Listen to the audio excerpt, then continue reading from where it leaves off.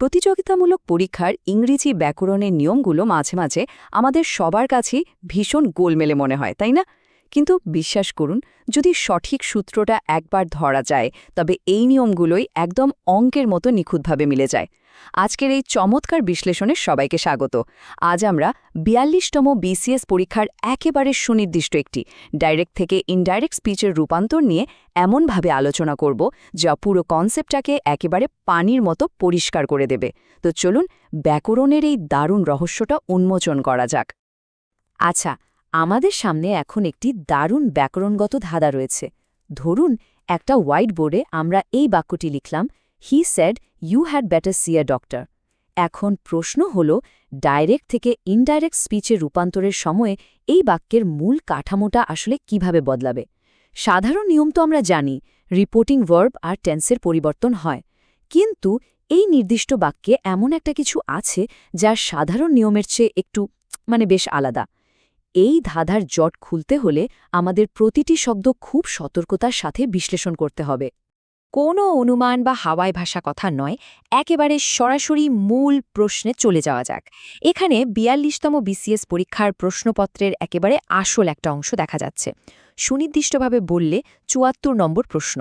লক্ষ্য করলে দেখা যাবে একটা উত্তরে আগে থেকেই গাঢ় বা বোল্ড করা আছে। প্রশ্নে বলা হয়েছে, what is the correct indirect form of he said you had better see a doctor. চলুন একজন সত্যিকারের ব্যাকরণ গোয়েন্দার মতো পরীক্ষা করে দেখি কেন ওই নির্দিষ্ট অপশনটাই সঠিক উত্তর হল। অপশনগুলোর দিকে একটু চোখ বুলানো যাক। প্রথম অপশনে আছে, he advised him to see a doctor. দ্বিতীয়টি হল, he advised that he should see a doctor. তৃতীয় option, he suggested that he had seen a doctor.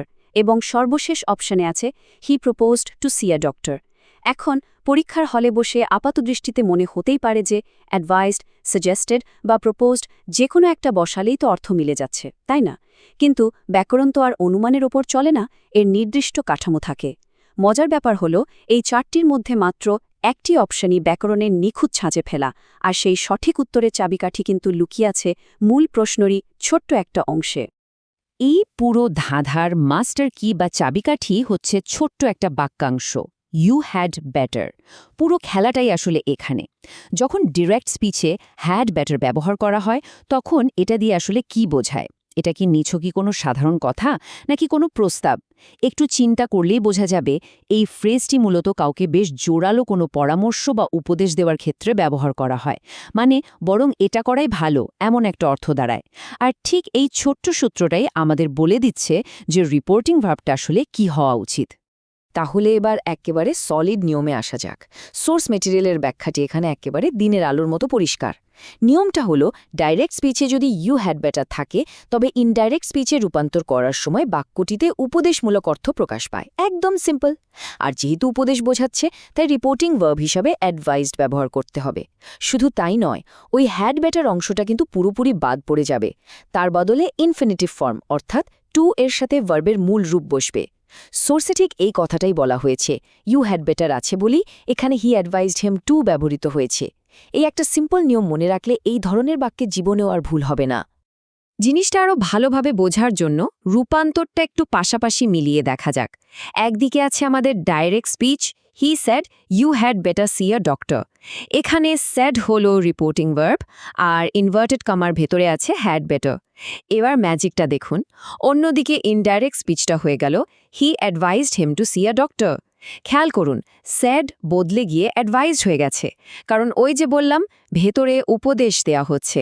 R you had better see অংশটা একদম সংকুচিত হয়ে সুন্দর একটা ইনফিনিটিভ ফ্রেজ টু সিতে পরিণত হয়েছে। বাক্যের মূল অর্থ কিন্তু একটুও বদলায়নি, কিন্তু গঠনগত দিক থেকে এটা এখন একদম ১০০% ত্রুটিমুক্ত একটা ইনডাইরেক্ট স্পিচ। ব্যাকরণের লজিক কতটা সুন্দর হতে পারে, এটা তার একটা পারফেক্ট উদাহরণ। এই দারুণ বিশ্লেষণ শেষে একটা খুব গুরুত্বপূর্ণ প্রশ্ন কিন্তু মাথায় থেকেই যায়।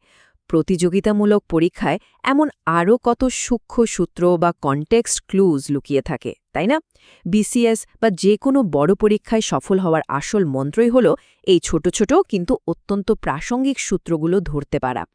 যেমন হ্যাড ব্যাটারের মতো সাধারণ একটা ফ্রেজ কিভাবে পুরো বাক্যের কাঠামোই বদলে দিল তা আমরা দেখলাম।